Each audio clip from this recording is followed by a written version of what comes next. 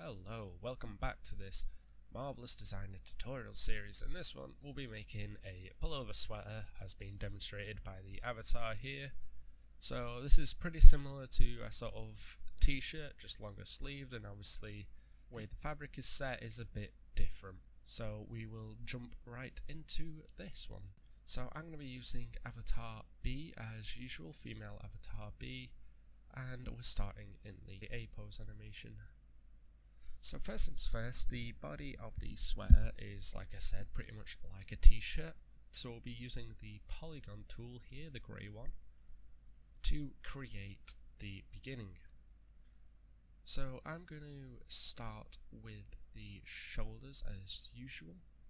So I'm going to start here, go down to about the shoulder, and then we're going to go down straight. And when we get to about the armpit, we'll curve out, go back down to about the hips, straight across. I'm holding shift to do straight lines, and we'll come up to about the neck, where we will click to place some points in a curve as well. And now if we right click on these points and click convert to curve, we can then click this middle line and click unfold, convert that one to a curve point, and then delete that point. And now we have our base for the sweater. So I'm just going to left click on it in the 2D view, Control C, then Control V, paste it over, and in the 3D view I'll just move this back, flip horizontally so that the white normals are facing outside, and I'm going to move this across in the 2D. Now I'll just use our segment sewn tool here to sew these segments together, inside to inside, outside to outside, and we'll click simulate. So as you can see, we've got this nice pattern working already. We do have some quite large holes here where the sleeves are going to be, so we may need to edit them in the future, but for now we'll just get on with creating the sleeves and see what happens. But before I create the sleeves, I'm just going to create the little collar bit that goes at the bottom. So I'm going to get the length of this, which is 32.51, click the rectangle tool here, left click, and it will give me this create rectangle. So I'm going to put in the width of 32.51 and a height of about 5, because sweater ones generally are quite large. Do the same as we did with the body and Control C, Control V. Flip horizontally when moved to the back, and I'm going to move this underneath that one. Use the segment sewing tool to sew them together. And now we have the bottom part. So we can move on to the collar and the sleeves. So we'll just do the collar first. So this has a length of 19.32, and the collar is generally pretty small. So if we left click again, do 19.32, we're probably going to make this a lot smaller, but for now we'll just do it in that size. And I gave it a height of 2 there, but it looks like it might be a little big. So I'm going to hold left click, hold shift and move it down, and then right click whilst moving it so I can move it the exact distance of 0.5. Move this a bit closer to the collar, sew that on, and instead of copy and pasting this, because this will have such a different length, we're just going to remake it. But for now I'm going to right click and split this using a uniform split, and then I can delete this center point to get a straight edge at the back. Because the back doesn't need as much as a curve for the collar as the front does, we can use our edit curve here, and we can just move this down very slightly. So I'll go to about 13.7, so I moved it about 0.3ish. Now when I get the length, so it's 13.7, height is about 1.5, and this one spawned all the way over here because it's in a different zone. So I'm just going to rotate it round, move it behind the character's neck, and sew that to that part of the collar, and then do as usual the insides and outsides. And as you can see, the collar puffs up a little bit here, so we need to make that ever so slightly smaller. So if I get rid of that 0.32 in the length in the front,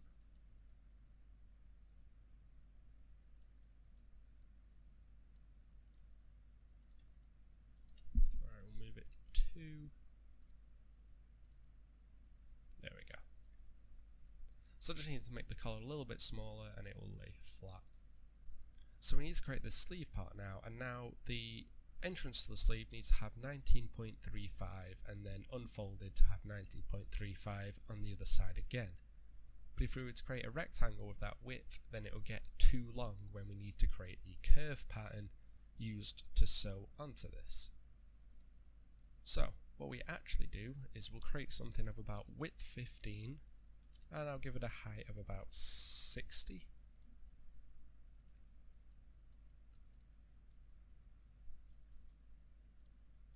And then in the 3D view, I'm just going to rotate this and move it above the arm so I can get an approximation on its length, and that should do for now. So now I'm going to move this point up. I'm going to move it up about 2 centimeters.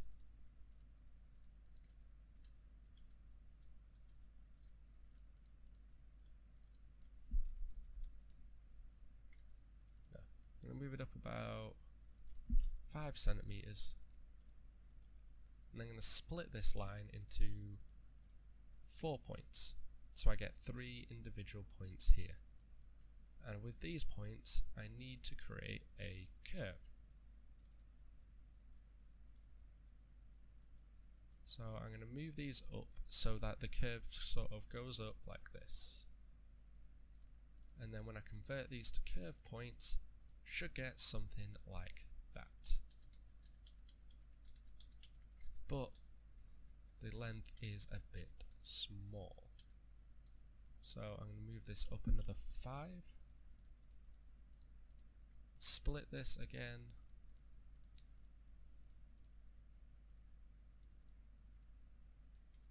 And create that curve.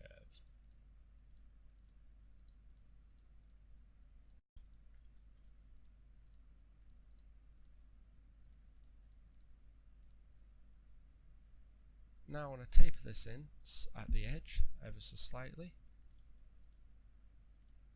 Do the same on this side. And now we have our sleeve.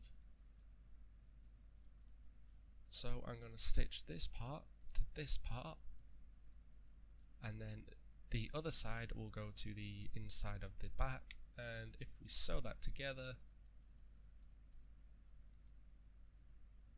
and then sew the sides together,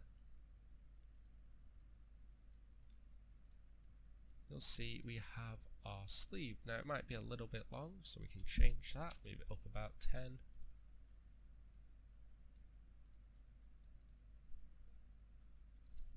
That's a bit much, move it down 5.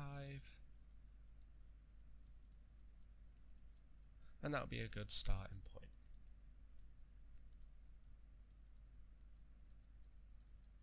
Okay, so now we need the same thing on the other side, so we can just copy paste, flip it, and I can reset its 3D arrangement, and we're going to have to make sure we take this point using the select sewing part, delete the sewing line there so that it doesn't sew itself together, and first off we need to sew it to the inside of the body. So we need that side to that side. We're going to have to cross the seams here. and we don't need to cross the seams to the other side. Hit sew, let it drop, and sew to the actual body. Then we'll sew the sleeve together,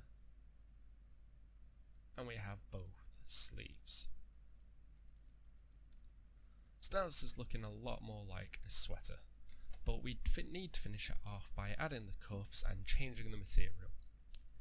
So, to add the cuffs, it's going to be like these. They are actually quite long in a sweater. So I'm going to get the length of this, which is 20, and in a sweater generally the cuff is actually the same length as the sleeve, so we can do 20 by 5.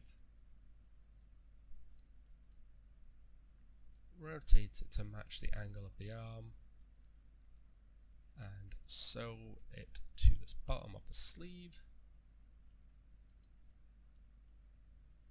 We'll move this up slightly on the arm, and I can sew the cuff together.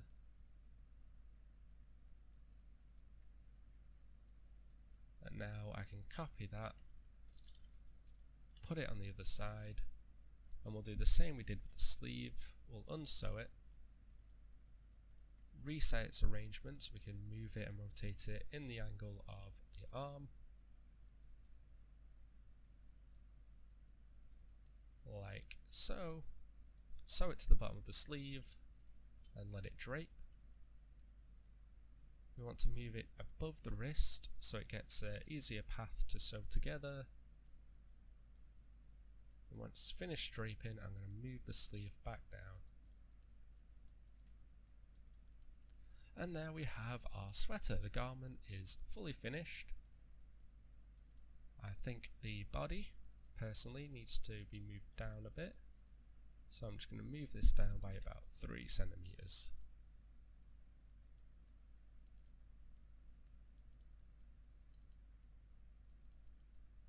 Even then it might be looking slightly tight, so just another 2 should do the trick. Yeah, so it's a bit more of a looser fit now. Okay, so now we have our sweater. Let's start with the fabrics. So I'm going to change this fabric to, well, I can leave it at default fabric actually, and I'm going to give this a, you could either give it a sort of wool feeling for a woolly sweater, or maybe you go with a cotton. Those are kind of the 2 major forms of material that sweaters have been made out of. And we need to add one more, which we'll call collars. Now the old presets used to have collar with interlining, which was great, and it was easy to use, and it was, you know, collars. This one doesn't really have that. So instead, what we're going to do is make our own. So you can start with default, and what we want to do is we want to just give it quite a heavy density and a decent friction coefficient, so it stops it from moving up very easily. And then we want to select all these collars and cuffs,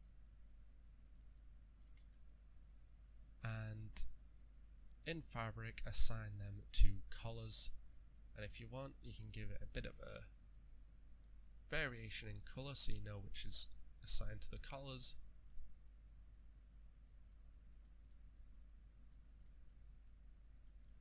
And as you'll see, with the friction coefficient they don't slide up as easy, except the ones in the sleeve, which are obviously at the length of the sleeve. So I'm just going to move these in by 2 centimeters on the sleeve, just to give them a little bit more tightness, like a cuff would do.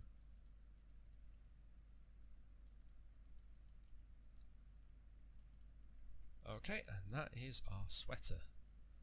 So let's get a better render by reducing the particle distance to about 10. I'm going to click save.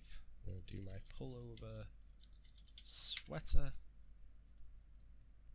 hit simulate, and we can see all of the detail that is now in the sweater. If you don't like the amount of wrinkles in the arms, you can reduce the size, so we can move them up 5 centimeters. and that will give us a lot less fabric.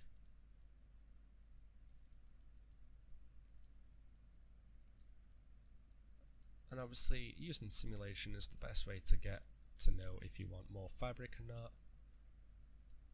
And now I'm going to save that again, and we're just going to give a little motion. So I'm going to use no hands pose. Click OK. I'm going to click this little running man for a simulation, and it will give us a nice work of what this sweater looks like in action.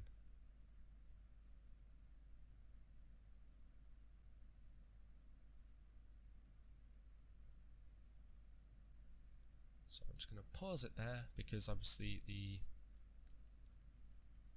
10mm particle distance is put in, makes it a lot slower to render. So I'm pretty happy with the end result of that. Okay, so if you like the video, leave a thumbs up. If you dislike it, leave a thumbs down. If your opinions are otherwise, so you have any comments, questions, suggestions or advice, leave them in the comments down below and I'll get back to you as soon as possible. As always, you can hit me up on Twitter, which is @Sam_BA_Jones97. And as always, don't forget to subscribe if you want to see more. Thanks guys.